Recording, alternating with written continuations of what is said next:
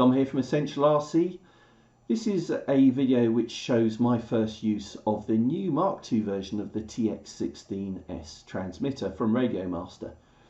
The Mark I's been out for about 2 years now, and obviously RadioMaster have seen fit to deliver a Mark II version with some small but really important improvements. The Mark II is available in Express long range system or 4-in-1 versions. It comes pre-installed now with EdgeTX, not OpenTX. EdgeTX is now being more actively developed and supported by the open source community.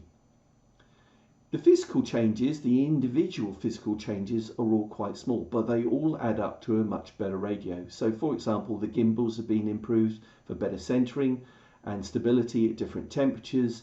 It now comes with high and low rear grips, so you can decide which is better for you when you're holding the radio. The knobs and the sliders are much firmer to the feel, and they have clearer center detents, which is really important if you're using them for accurate changes to gyro gain.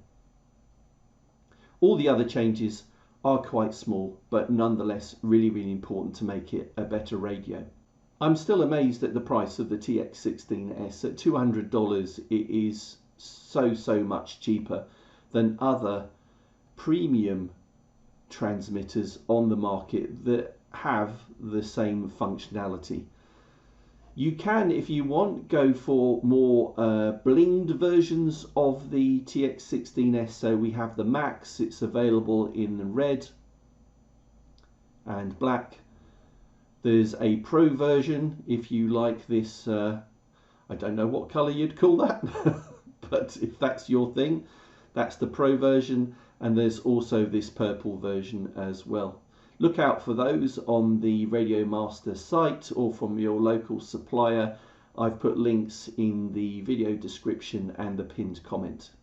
But now let's watch my first use of the TX16S Mark II.